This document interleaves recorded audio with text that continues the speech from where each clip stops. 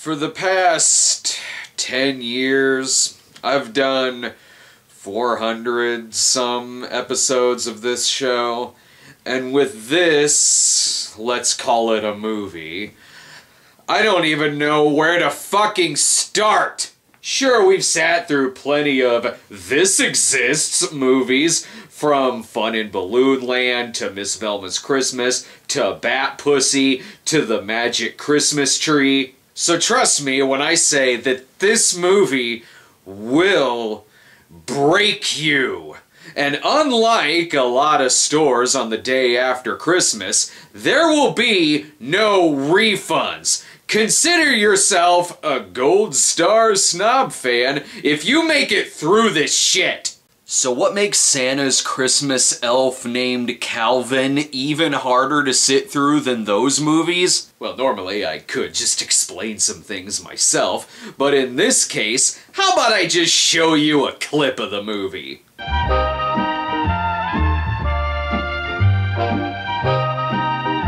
Merry Christmas, everyone!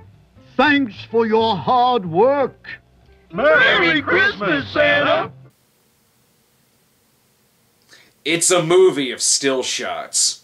It's an entire film made up entirely of still shots! Say what you will about Fun in Balloon Land or Miss Velma, but they moved.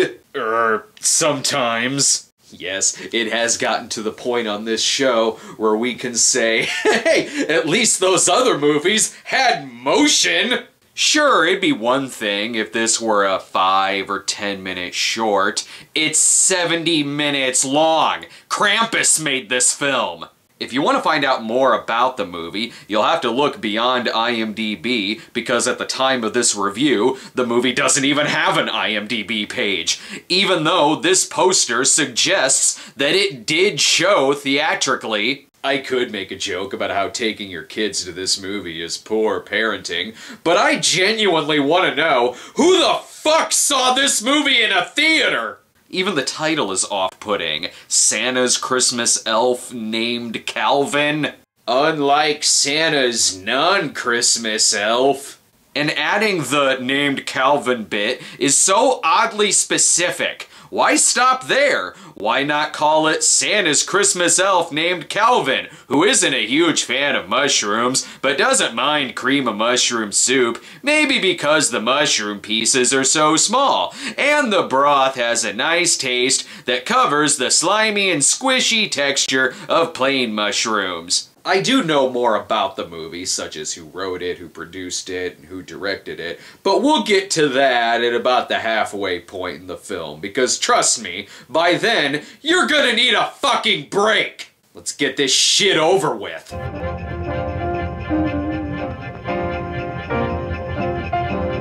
Pfft, that's not a real location. So it's Christmas Eve, and this is a movie made for that relative who will not stop showing you his photo albums! 7 of the elves worked super fast, making the last of the shiny new toys. But the 8th little elf, named Calvin, worked slowly. Well, if you didn't procrastinate, there wouldn't be a problem! Yes, give the kids the Annabelle doll. Why not? The movie's already made by demons. All of the other elves are working at a swift pace, except Calvin, who works super slow, almost as if he's on pause. Santa examined closely his long Christmas list while relaxing in his favorite chair. He ate a cookie and drank some milk. You're a terrible boss! Maybe if you were a good motivator, Calvin wouldn't suck at making toys! Look at this. Calvin sucks so bad, he ripped the head off of the Grimace. He was forgetful, careless, and slow. His work was truly a sight. Calvin seems happy about it. Keep making angry kitty toilets, Calvin. Every year more children. I'll only have enough toys for the really good boys and girls. Then maybe you should slip condoms under the parents' pillows. Santa realizes he's late, then beats Calvin mercilessly for unplugging his alarm clock. Santa sucks at Christmas as much as Calvin. He looked funny, hurrying toward the closet, for Santa wore only one boot.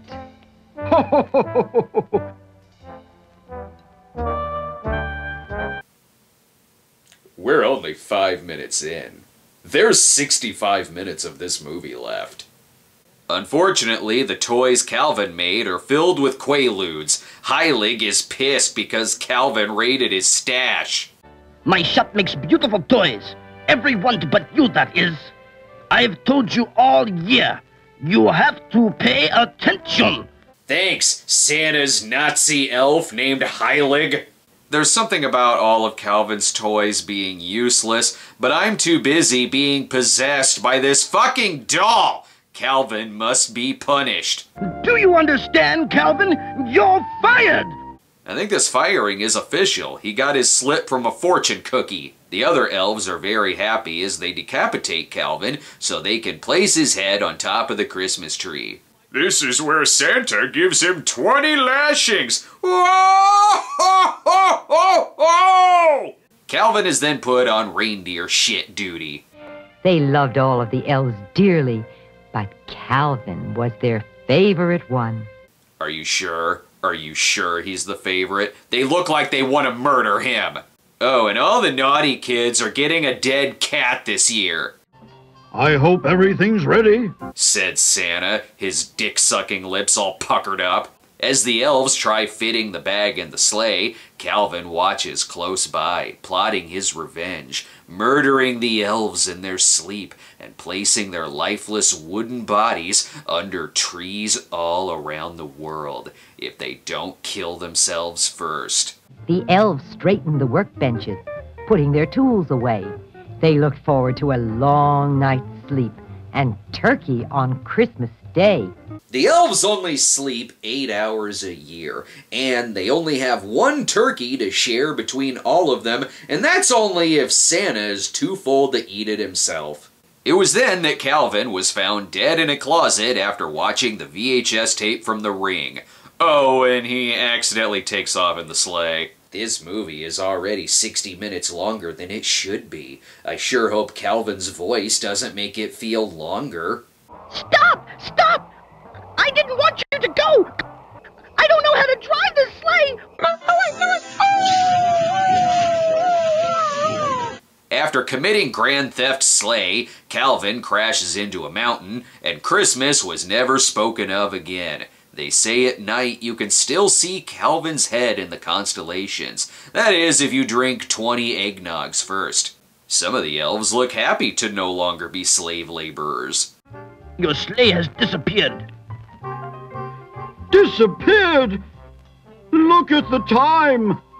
We must find it. Oh, dear me! Only 17 minutes in. 53 minutes of the film remain. I can't believe that for the first time in the history of Santa Claus, the children of the world are going to be disappointed. Was the Great Depression that long ago? I sure hope Calvin makes it back, or dies. Now let me see. I should just think a little bit. Over there is Polaris, the North Star. Under the North Star is the North Pole. Why does he look like Trump? I think those are supposed to be logs behind the images, but it looks like this movie of still shots is having a frozen tracking problem. Anyway, Santa's trapped in an anus. Oh, Santa has his sleigh back, and Calvin is hiding in the back of it. Sure glad that was wrapped up. Boy, was that intense. Too bad we're not even halfway through! Calvin slipped deeper within the bag, fearful of being found. Then stop using your apparition powers to shine your head through the fucking bag. Santa has work to do. Santa entered the second house through a window. It had no fireplace, and someone had locked the door. Santa was then shot. As Santa drops off presents in an igloo, he was then raptured, but immediately sent back when Jesus remembered Santa's sleigh. I think you're being a little random, Santa. None of these houses appear to be next to each other. He visited a home called an orphanage. leaving 22 pairs of skates. Yes, that's nice, but they asked you for parents. If your Christmas wish is for this movie to get creepier, then you're a questionable person. Also, your wish has come true. After hundreds of visits, Santa reached his last stop. Upstairs in her bedroom, Kim, a little girl, slept. Who took these pictures? I'm getting so skeeved out by this movie that I'm fairly certain it was filmed by the Sea King. Calvin is left behind because he's even shitty at hiding in a sleigh. So he does what any elf would do and watches the little girl as she sleeps. Merry Christmas, everyone! Merry Christmas, and to all a good night. You'd think that would be the end. It's not. Calvin notices that the presents look like the skyline of hell, and the elves have all given up on life. Now I'm really going to go to bed. So am I. Fantastic. The movie is even boring inanimate objects. Anyway, back to the brood. Kim then finds Calvin and notices instantly that her mom looks more like a doll than Calvin does. Kim looks like she's auditioning for Mommy Dearest, and Joan is about to take her presents away. The rest of the kids look like a before photo in an orthodontist's office. Her asshole siblings make fun of her for getting an elf for Christmas, like they have room to talk. This girl got the dead cat. I'm under the impression that this movie could cut about half of its dialogue. Kim then smiled warmly and tickled his nose. She wanted to be his friend. I'm gonna be your friend. Thanks, I got that from the narration. This movie is so fucking long! You're in the United States, and now you belong to me. You're my own little real doll, and we're gonna have lots of fun.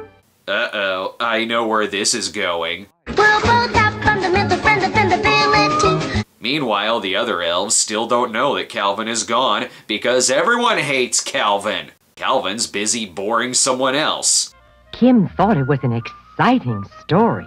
Yes, that's a look that says, so, no Polly Pocket this year either, huh? Not even an easy bake oven?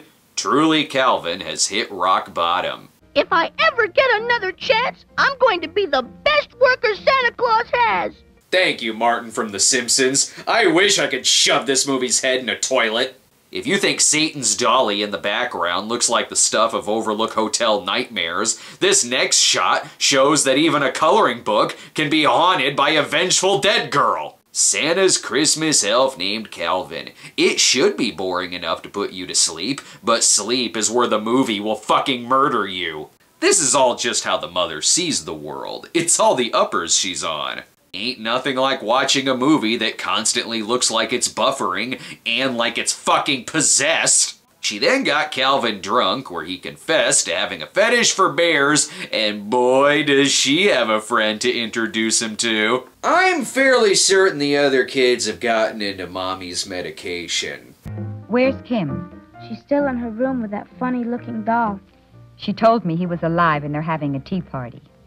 That's silly. Why'd you let her do that? Still better than the child acting from Let There Be Light.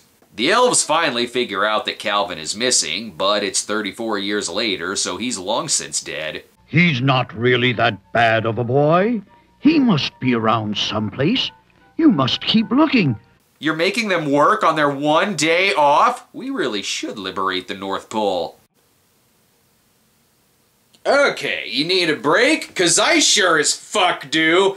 We'll take a little bit of a breather, and when we come back, we'll talk about who made this fucking thing.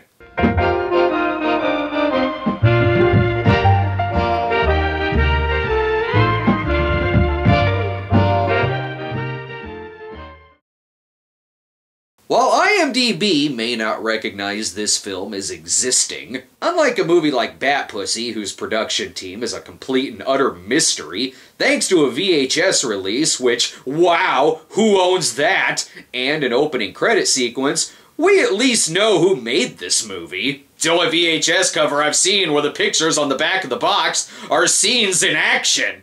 As you can see, it comes from titles that were put in years after the productions. The film was written by children's book author Billie Jean Oxendine. Again, no thanks to IMDb. For all I know, they really did get a hamburger to design this shoot. The narration was supplied by Dorothy Brown Green. Pick a fucking color! But most importantly, the film was produced by whatever change he had in his wallet and directed by Barry Mahon, a sexploitation director who is best known for his grindhouse children's films Thumbelina and Jack and the Beanstalk, which could be seen spliced into the legendary bad film Santa and the Ice Cream Bunny, for which Dorothy Brown Green is also credited as narrator. And with Barry's involvement in the film, suddenly its existence makes a hell of a lot more sense, but it doesn't make it any easier to sit through. As we continue on, the elves are still looking for Calvin.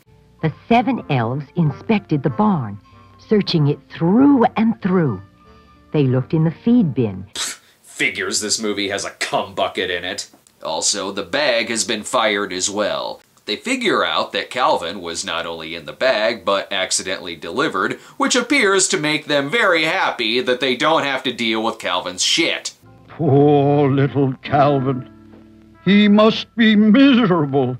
Why? Is he watching a movie about himself? Calvin is busy having a staring contest. The loser's head fucking explodes. But Calvin misses home for some reason. Oh, how he wished he was home again, eating ice cream made of snow. I think you're romanticizing your previous home. No one liked you on the North Pole, and eating snow ice cream is not a good thing, especially since the elves probably pissed in it. Santa is so determined to get Calvin back that he'll enter the States lawfully. Mr. President, I have a very special favor to ask of you. I must get a new visa to visit the United States. Isn't this a little much for someone who flies to any country that he damn well pleases? Santa then dresses incognito as the toy from the Ninja Turtles figures that the elves were making. He better hurry too, because elf bullying? The children first stared at Calvin, then began laughing and making fun. They'd never seen a doll so ugly. Why am I watching AI but with elves? Oh, and is the doll ugly? Kids who look like a garden of weeds? Quit that. Calvin's my doll and he's not ugly. Kim then realized she was a fire starter and burned the bullies alive. Santa hides the deer in a coloring book as he goes around flashing people in Central Park and meeting all sorts of people. He discovered some people to be unfriendly. After all, he was a strange-looking man. Jane Fonda then kicked Santa in the balls. This movie is going off the still-framed rails. He wondered if people questioned his raincoat when there wasn't a cloud in the sky. No, because they know you're naked under there, and no explanation as to why Elsa Fraulein SS is also riding the bus. Santa goes door to door looking for Calvin, and also tell the neighbors that he's a pederast. Thanks, movie, I need a snack. Just remember, if the food isn't perfect, Kim is gonna teleport you into a fucking television set. And then the best part of the movie happens. He was full, but miserable too. You shouldn't eat so much, Calvin. Motion. Fucking motion. Even if it was just a tracking problem. Santa will get back to searching for Calvin in a minute. He's not done masturbating in the park yet. This works out because he happens to see Calvin getting bullied. Now both Calvin and Kim have severed heads. You'd think Santa could just take Calvin away. He doesn't. Kim held her doll tightly and in the sand wrote Calvin's name. That's cat litter. Seeing Santa excites Calvin so much that his hat is on its way to being fully erect. Aren't there cops in this town? Hello, Kim. Is that your Christmas present? Yes, sir. His name is Calvin. Maybe go question the old man in the sunglasses and an overcoat. Will someone please release the Atari so these kids can stop spending their days bullying a girl and her elf? The bullies are then distracted when they start groping each other. Kim is lured in by a member of the Manson family, leaving Calvin to be tortured by two bullies. Santa is still jerking off. And I'm fairly certain that Calvin is gonna get raped. The boys took Calvin to a large field. Where is this movie going? Oh, no! They're not going to do that to me! They can't put me on that airplane! I'm too big! Clearly, attaching Calvin to a remote control airplane is obviously where this movie's going, which leads to the big action scene. The plane tilted. Right, left, then right. Suddenly it began turning over. Calvin was flying upside down. Better special effects than Justice League. And here's another line I wouldn't expect to hear in a Christmas kids movie. Gee, I wish my head felt better. All the blood is rushing to my head. Good, that'll kill you quicker than the movie will. But then you'd miss this riveting action. Suddenly the plane went into a nosedive. Its target, the tree on the ground. He expected the worst, preparing to crash, when upward he suddenly zoomed. Guess I'm gonna have to take your word on that. This scene is highly unrealistic. I've seen what this hair looks like under heavy wind. As long as this whole movie feels, this plane sequence is the most punishing part of it. It goes on for around 10 minutes, which could be to stretch the movie to over an hour long, which would be fine, except this movie has no business being over an hour long. We can't cut any of this award-winning material.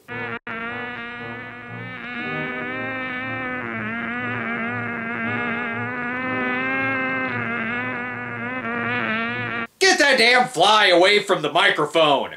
36 hours later, the scene finally ends. Not that it matters, because Santa is still going door to door confessing to what he did at the church potluck. Santa can deliver presents to every house in the fucking world on a single night, but he can't snatch Calvin away from these fucking bullies. Oh, but he can steal a garbage truck? Seriously! As Santa drove the truck down the street, he planned what next he would do. Guess he stole that truck to dispose of the dead hookers, or future dead bullies. Santa saw the boys had found their plane. He looked at each one closely, memorizing each one's name. Christmas Evil thinks this movie is too creepy. And why do people keep trusting him? Hopefully, Santa approached the house and loudly knocked on the door. We're collecting toys for next year. So, people just let anyone in their house in the 70s. I'm going to tell you this, and you're the first little child in the world ever to see me. But I'm Santa Claus. Where's the cop? She decides on whether or not to keep Calvin or to let him go, ignoring that he does talk, and he did say that he wants to go home. And with her resting bitch face, she let him go. The bullies realize the elf is alive, which why didn't they notice that before? So much shit in this movie could be resolved if it moved! Then the mom doubled her prescription. Now there may be only a few minutes left, but never fear, there's still padding. At the airport, Calvin pretended to be a doll. The customs agent wondered what he should do. There was something strange about that toy. Work visas, customs agents, the title? Why is this movie so goddamn specific? And you already have a flying machine. Calvin returns home and remembers why he hated it in the first place. Starting his special list for next year, Santa relaxed in his favorite chair. Certain boys needed to be watched more closely. Exhibit A, Your Honor. Calvin could have spent an easy life in the States, but nah, going back in the anus seems way more appealing. But Kim will get a special present next year. Calvin had received Santa's message and began making a special toy. He knew the gift would be perfect, and Kim would be delighted with joy.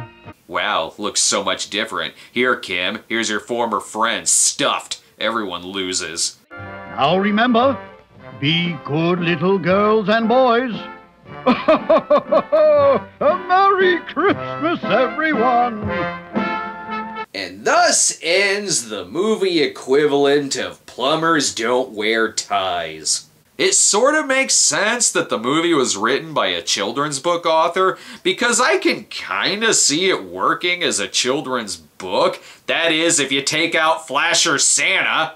But as a 70-minute movie made up of a box of photos found in Dean Corll's basement, it tries even the patience of people who have seen every movie featured on this show. The only thing that could possibly save this movie would be this narration. Santa is taking his elves around by rocket ship now. I think he picked this group up in the South Pole. They want to make toys for the children, too. This is modern travel. And even then, I'm left with the feeling that the aunt from Sleepaway Camp is reading me a Christmas story straight from hell. Say what you will about the rest of the Christmas films we watched this year, at least they're not going to be filmed with a fucking Polaroid! Look at you, Calvin. You got chalk all over your face. Well, wipe it off!